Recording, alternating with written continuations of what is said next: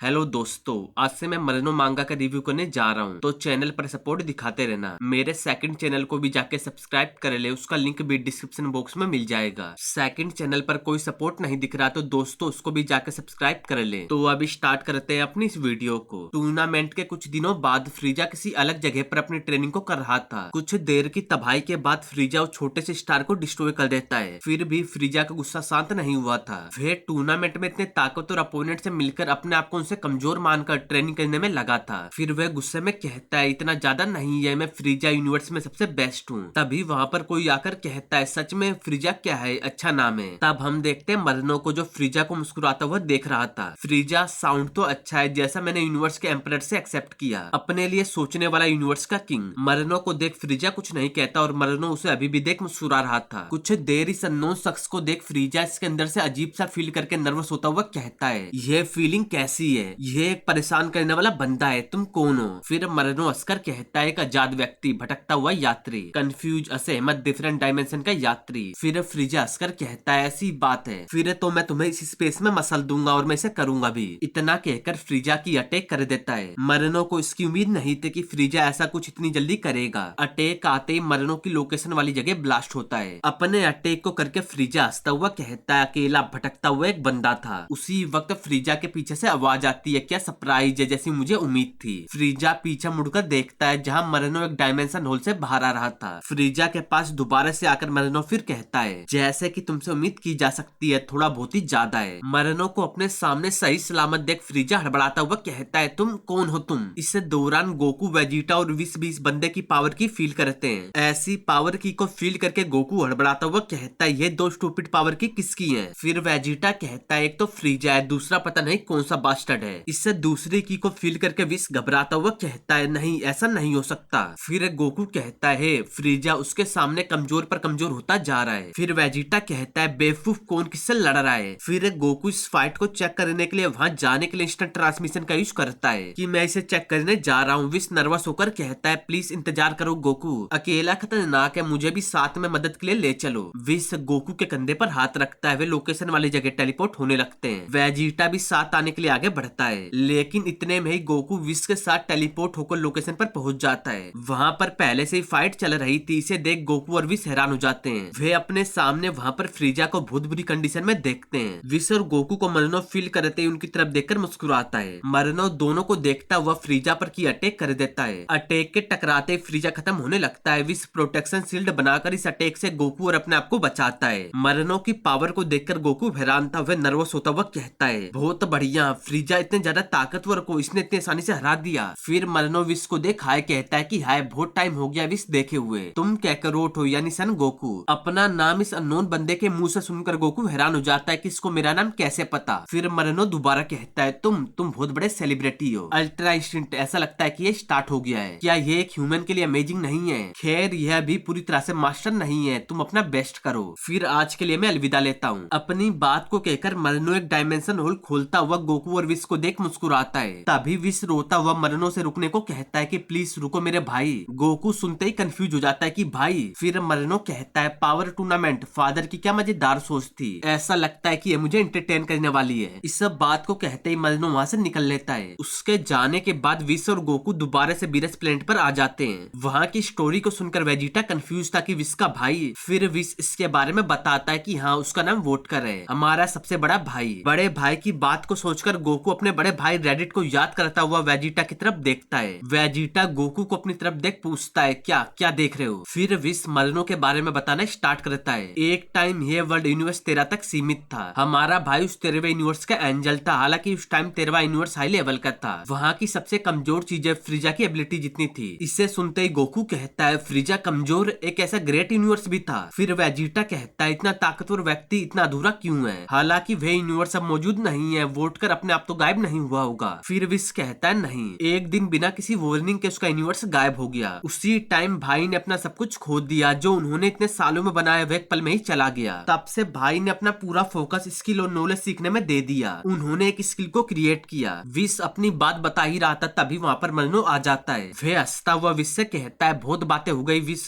मरनो को सुनकर तीनों हैरानी में उसकी तरफ देखते हैं। फिर मरनो हंसकर कहता है, अपने भाई का पास्ट दूसरों से बता रहे हो? मरनो को देख विस थोड़ा सा नर्वस हो जाता है। मरनो को पहली बार देखकर वेजिटा कहता है तो ये वोट कर विस का भाई। दोस्तों मरनो का नाम वोट कर है, लेकिन हम इसे मरनो ही कहेंगे क्योंकि मरनो नाम से ये फेमस है। फिर मरनो कहता है विस से मिलना इतनी जल्दी मैंने सोचा नहीं था कि मैं ऐसा करूंगा। हालांकि कुछ टाइम फ्री था, ये अच्छी बात है और मैं खुद वेजिटा को देखना चाहता था। लेकिन फिर वेजिटा कहता है क्या लेकिन? फिर मरनो कहता है असल में तुम सुस्त हो, मुझे लगता है कि बिना रेस्ट के तुम्हें अच्छा लगता है। इस बात को सुनकर वेजिटा गुस्सा हो जाता है। क्या क्या कहा तुमने? तुम यहाँ किस लिए आए हो? फिर मरनो कहता है जो कहा सच कहा, तुम किससे मिलना चाहते थे? मुझसे ही तो, कि मैंने फ्रीजा को क्यों मारा। विस के 7वें यूनिवर्स के पावर के टूर्नामेंट के बारे में जितना सुना उतना ही मैं इन प्लेयर्स की एबिलिटी को देखना चाहता था। फिर गोकू कहता है तुमने उसे मार डाला, क्यों? मुझे नहीं पता। मरनो कंफ्यूज होकर कहता है तुम सेयन सच में अजीब हो। मेरे मुताबिक इस यूनिवर्स के सेयन ने लगभग फ्रीजा को कई बार मारा है, तो क्या तुम इससे खुश नहीं हो? फिर गोकू कहता है बस इतना ही, लेकिन उसे मारना अच्छा नहीं है। फिर मरनो कहता है तुम ये सच में अजीब है, तुम एक लोअर वॉरियर के लिए सच में चिंता में हो। तुम्हारे साथ एक छोटा सा खेल हो सकता है। अपनी बात को कहकर मरनो गोकू को देखने लगता है। हमारे हीरोज को कुछ ना कहता देख मरनो फिर कहता है तुम्हारे साथ एक खेल चलो देखें। तभी विस आकर कहता है जरा रुको भाई। फिर मरनो कहता है विस एंजल नेचुरल होते हैं, सही कहा ना, तो तुम चुप रहो। फिर अपने अपने दिल को थाम लीजिए, ट्राई करने की कोशिश गोकू ट्राई करो। फिर गोकू कहता है बिना वजह के लड़े। मरनो सुनकर कंफ्यूज हो जाता है तुम सच में सेयन हो? फाइट ब्लड फाइटिंग में हमेशा आगे रहने वाली रेस, सही हूं ना मैं? फिर गोकू कहता है बेमतलब की फाइट में ये नहीं करना चाहता। अब मरनो पूरा कंफ्यूज हो चुका था कि फाइट किसके लिए। अब तक तुम कौन सी फाइट कर रहे थे? ऐसी बात है तो बिल्कुल नहीं, लिमिट खोने के लिए। क्या तुम उसे मास्टर करना कंटिन्यू कर रहे हो? बहुत बढ़िया, ये एक अच्छा आइडिया है, ये लोगों के लिए बहुत इंपॉर्टेंट है। और हाल ही में पैन कहीं जाने वाली ग्रैंड चिल्ड्रन का जन्म हुआ है। वेजिटा मरनो को देख हड़बड़ा जाता है, यह बंदा कोई रास्ता नहीं है, मेरे हार्ट में क्या चल रहा है, क्या ये पढ़ सकता है? फिर मरनो कहता है वेजिटा की एक डॉटर पैदा हुई है ब्रा, इसके लिए कांग्रेट्स। मैं तुम्हें एक मोमेंट में दिखाना चाहता हूँ। इतना कहकर मरनो अपने होल से किसी को बाहर निकालने लगता है कि चलो इसे देखें। मरनो वहाँ पर पैन को लेकर आ गया था, जिसे देख गोकू गुस्से में कहता है पैन। पैन गोकू को देख ग्रैंडपा कहती है। फिर गोकू गुस्से में मरनो से पूछता है तुम पैन के साथ क्या करने जा रहे हो? फिर मरनो कहता है क्या करने जा रहा हूँ गोकू, यह तुम पर डिपेंड करता है कि क्या करना है। तुम्हारे पास्ट में देखने पर पता लगता है कि तुम एक अच्छे दोस्त हो, तुम हमेशा हर किसी के लिए फाइट करते हो और तुम सुपर सेयन भी अपने अच्छे दोस्त के मरने के बाद बने। इतने में ही पैन रोने लगती है। मरनो इससे परेशान होकर कहता है कितना ज्यादा चिल्ला रही है, मैं इस तरह फाइट नहीं कर सकता।